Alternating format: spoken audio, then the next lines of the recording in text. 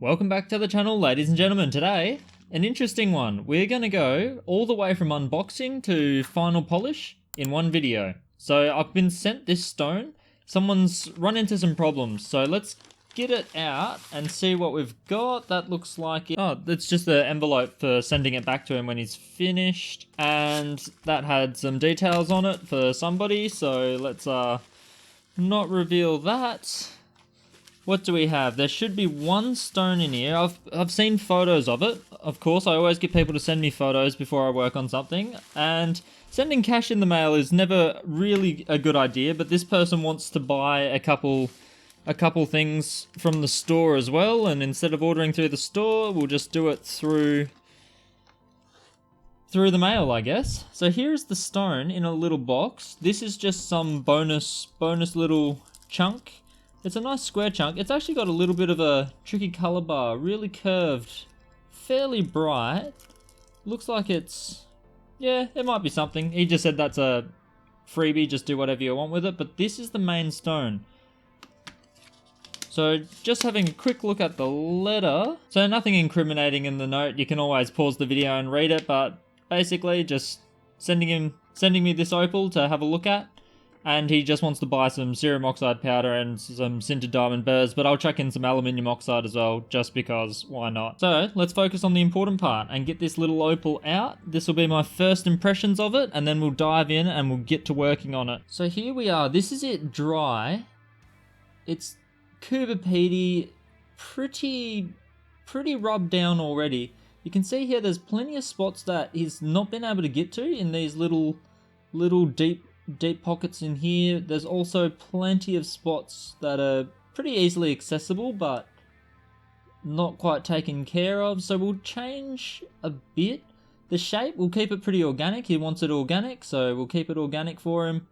We just need to get it looking less like a frosty little piece like this and more like a shiny piece like this. Hopefully the polish will always reveal a little bit more color too, because it's definitely got a little bit of color in it. Pretty much Daniel's just gotten stuck at this point, and I'm going to show him how to take it further so he can do it in his next stone. If he gets stuck at a kind of similar point, he'll be able to refer to this, and a lot of other people, I believe, get stuck on this kind of point as well. So it's that transitioning from getting the last of these bits and pieces removed with the sintered diamond and then polishing it up with the novas. A piece like this is pretty complex.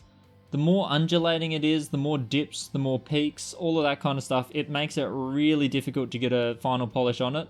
But we've got the skills and we'll share them so you guys know how to do it in the future. So starting out, getting rid of a lot of these little bits and pieces, and we'll have to change this little area over here. What I'm going to do, because he's rubbed it back so far, there's not a lot of crust. So if we get the sintered diamond burr kit out here, we're just going to probably use this one. I tend not to use this one unless I really have to. For example, in this little gap here, we could use the pointy one, but then when it comes to polishing everything up, I've got to use diamond paste and these little guys, toothpicks. You can just mount these into your Dremel and use them as a burr. A nice little wooden burr. Wooden burrs are great for the diamond paste. But here, I think I'm going to change the shape of that one because it looks a little bit awkward. I'm also going to torch this using Riley's little pen torch here. And though it's not going to look great on camera, I'll be able to see, oh, it doesn't look terrible on camera. So I'll be able to see with this super X-ray vision that one there, that can disappear. It's not too bad. And if I go down to here, yeah, those can probably work out. There's not a lot. He's done a real good job getting rid of all the crust on this. I think he's just pulled up because he doesn't want to lose more color than he needs to. And I don't want him to lose more than he needs to. So we're going to get onto this one with the sintered diamond, like I said, 600. And then we're going to go with the small set of novas. Bits like this are a perfect time to get the small novas instead of the large novas. The large novas last longer and they're not that much more expensive, but they can have problems reaching some of these smaller areas. So we will also just give it a quick weigh in so we can keep track of how much we do end up losing. So that's a bit under 12 carats. I reckon we'll be able to keep it above 11 by the time we finish. We're not removing that much. I could be surprised by maybe this end over here. but we'll see what happens. The only way we can find out is to get the Dremel spinning and get into it, so let's do that. Now we're going to abbreviate this cutting quite severely because this takes a long time. When you get a complex piece like this, and by complex I mean very undulating surfaces and a lot of them, it just takes ages. It takes ages. I mean, you can't do it any faster on a cabbing wheel because you can't carve on a cabbing wheel, but it really does take a long time. But we do get it done every time. So here's the 600 grit sintered diamond. It's a good place to start.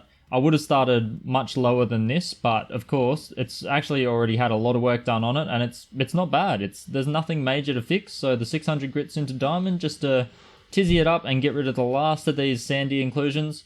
By the time we finish with the sintered diamond, we need all the sand. We need all the sand gone.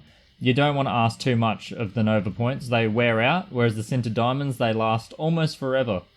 So you can just really give them hell. These are the heavy lifters in your toolkit. And you can see here, I look at this with the rounded cone flame point kind of burr, and it's really screaming at me that this is not the right burr. I'm going to have to drop back to using the pointy one. And even though the pointy one is pretty pointy, as you can see here, you're never using the point of the burr. It's the same with all of these. You're never just drilling a point into it. You're using the surface that's rotating around the shaft. You're not using the opposite end, which is it's just really not overly effective, and it makes it impossible for you to get something in there to polish that area in the end. So always remember that you're using the edges, you're using that outer edge. And even here where it looks like I might be doing it with a point, that's just the camera angle. What I'm doing a lot of the time is scraping. A lot of the time I'm scraping in a downwards fashion and just dragging that burr along that sandy spot. And yeah, the 600 grit sintered diamond does a really good job at sand. Sand stands no chance at all. You've just got to be careful. You don't want to remove too much. Here I end up removing quite a bit just because I realized that this area not only has sand, but it has a lot of potch as well. So it was good to get rid of. And then the 280, I don't have a lot to say about the 280 other than hit absolutely everything. Once you've done that, dry it, mark it up like I've done here. You will always have some spots that you've missed. So I spent quite a long time on this one, and you can see here, this is the first time I went through it. And what these little things do, you can see here, when you go over it, the part of the texture that doesn't disappear straight away, that's showing you there's a pit or a little scratch, and here you can see there's a scratch and a pit. You need those gone. So you just keep going over, and then the texture will disappear when you get through the whole cut. And then, yeah, switch over. Not much to say here. 600, 1200, 3000. And then here I use aluminium oxide. I use aluminium oxide because while doing the 3000 grit, I noticed a couple areas that had a few little imperfections. Aluminium oxide will actually grind away much more than the cerium oxide. The cerium oxide is really soft. The aluminium oxide's got a hardness around the 9 area. And it will actually help you remove material more than it will just polish the outer surface. I typically reserve aluminium oxide just for things like boulder opal because you're polishing something other than opal. And opal being hydrated silica responds really well to cerium oxide. But here I'm just using the aluminium oxide to remove some pitting. And then I would go over it again with cerium oxide at the end. But we'll talk about that right now actually. Well, here we are at the end of yet another journey. And we've got this wildly shaped piece of opal here. It's still fairly large. I'll give it a bit of a weigh in a minute. Now, one thing I want to touch on is that as wonderful as this opal is, I've always got this feeling of it could have always been better. You can see here, in this area, there's quite a lot of colour and it's quite crystally, same with this little nodule up here. But a lot of the rest, there is still a fair bit of potch kind of disguising a lot of the colour, and it's a little bit milky. I mean, it's Coober Pedy, it's always going to be a bit like this if it's not a pure crystal. And it's got all the right colours, it's got a nice little pattern to it, it's pretty nice stone. I'm glad it's came out the way it has. There's some areas that I'm not overly happy with, and that's what I use the aluminium oxide for. The aluminium oxide, I can actually get rid of a lot of imperfections, and maybe this is just me being super critical, but if I can get the right light, you can see that just over here somewhere, there's an area that I'm not overly happy with. It's so hard to get the light in the right position because it's such an unusually shaped piece of opal. Just in here, sometimes you can see little dots. One of them I've actually got a little bit of texture in just to make sure that it's not my imagination. I just needed to check. Just around here, I actually need to go back. So I need to go back to about the 600 Nova.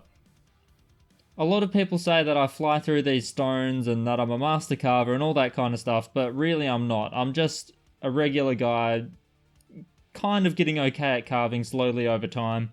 But even after all the stones that I've done, I still come across these parts where every now and then when you've got a really complex stone like this, you get these little areas over here that you just miss something, and then you don't see it until the end.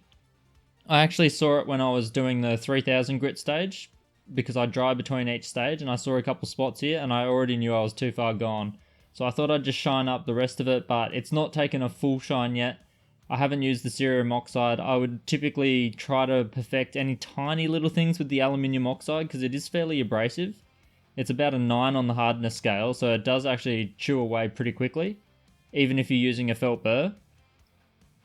But then I would typically go over it and use the cerium oxide because I think the cerium oxide always gets a better polish on something like this where it's mostly opal. It's a nice stone. It's a nice stone. I'm glad I took it on and got it done. When I was doing all the Nova points, I was always starting in the hardest areas, these deepest cuts. So that one there, this area over here is actually quite deep and hard to get to as well. But mostly this one here, where you can see I've rounded it out just enough that the Nova points can get in there without too much trouble. Otherwise, I would have had to use the diamond paste on that tiny little... There was sand going so deep in there. The torch didn't say that it was going to go in so deep, but it really did shoot all the way in.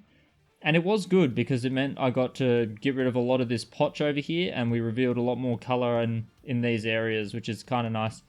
Every now and then when I hold it in the right angle, I imagine it looks a bit like a seal with its tail and its little flipper and its overly fat gut just here. But yeah, unfortunately, it goes to show that even I can miss things. And it's really easy to miss them and get carried away. And now I'm going to have to go back, and I'll do this off camera, but I'm going to have to go back with the 600 and just deal with inside this little groove area here.